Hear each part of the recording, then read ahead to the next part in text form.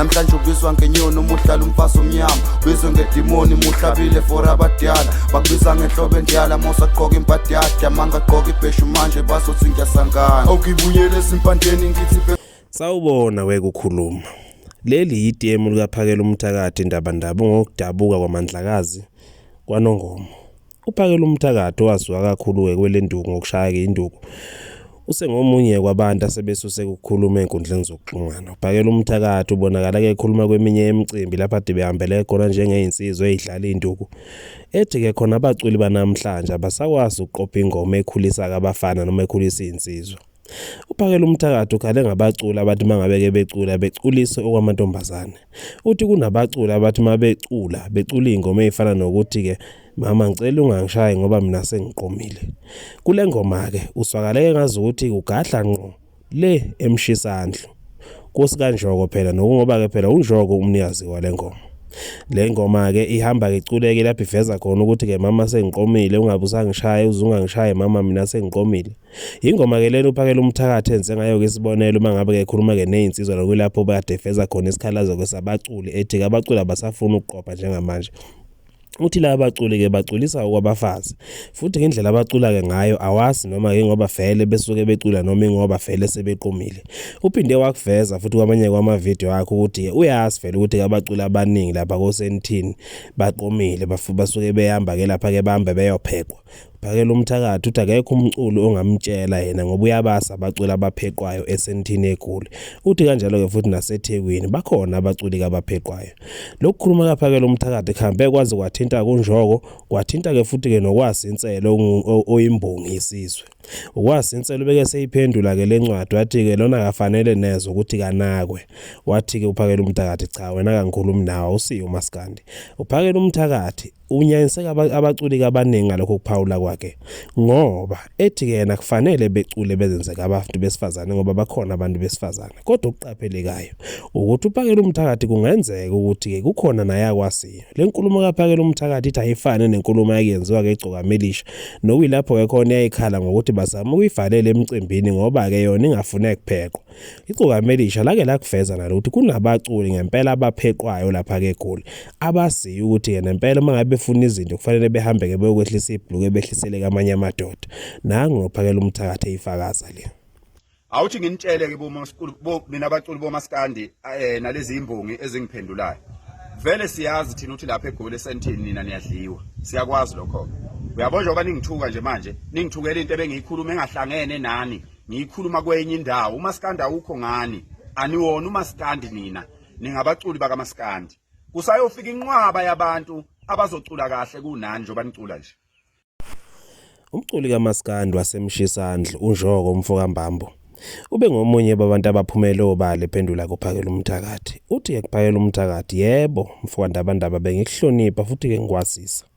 uzake wenza ke isibonelo ngengoma yami kodwa ke lokho angikho kukho ngisekuthenini ke uma ngabe umculi nembala kufuneke wazi ukuthi ungena kuzona zonke izicathulo ngoba abantu bahlukahlukene emhlabeni khona abadala nabancane nabaphakathi nendawo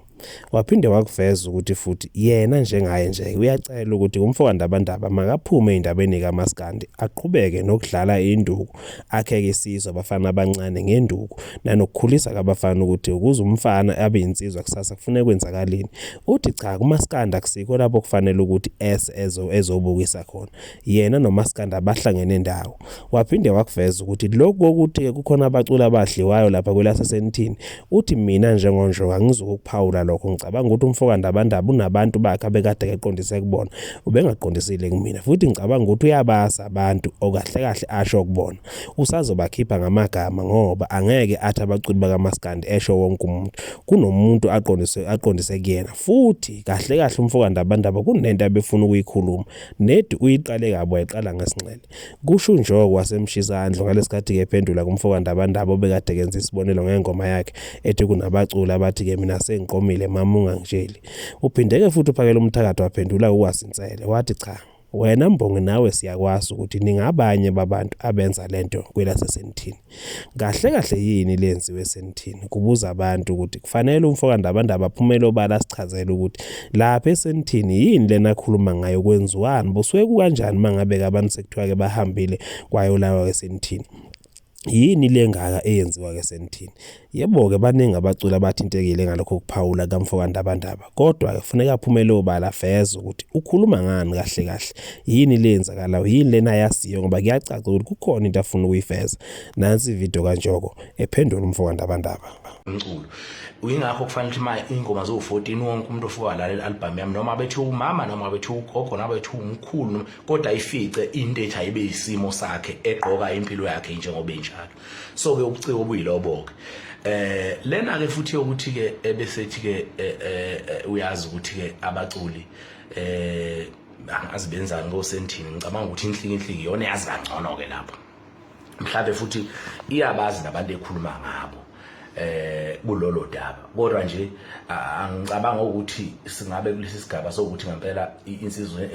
enkulu kangaka ngabe siyayiphendula. Mina ke njengeciko, uma kukhona indaba zakhe ezikhona, mhlambe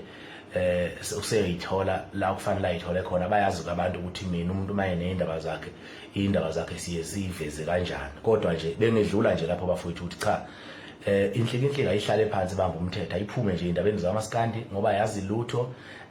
iyohlikiza intshebelela ayihlikiza khona, hayi la kumaskandi cha, akazi lutho nje kumaskandi. Uright nje ayiphathele igusha zakhe, ayiphathele inhlikinhlinga. Hlala la uhlelo khona mfowethu, ngoba uzawusuke manje ebese ugcobeka kabi njengoba nje kukanjena nje futhi umuntu ebhizi nama-album, uyabo, kanti siyakuhlonipha webhuti. Lena nje koyishoyo empela uyaphuma esandleni, uyaphuma inhlikinhlingi mfowethu, angeke ngiqamba amanga. Kodwa ke lokho kushoyo ungadukisa isizwe ukuthi kufanele sicule ngale ndlela sicula wena ofuna sicule ngayo ngoba ngithanda induku zakho wena ke. Futhi oqala nje nawe yazi ukuthi bakushaya idolo ngapha ezansi. Kodwa nje uma ngabe ke sesikhuluma iqiniso, Mfokandabandaba, ake ukhuluma into ufuna ukuyikhuluma, hayi le. Uma sikhuluma ngokuba umculi, ngokuba liciko, ngoba abaculi bayebebizwa ngegama elukuthi bangamaciko. Ukuba ke iciko ila khona ukwazi ukuba creative, ukwazi ukuzithatha wena uzifake kwezinye zezicathulo ongazange uzuyigqoke, ukwazi ukuyithatha wena uyigqokise ingubo ongazange uzuyigqoke.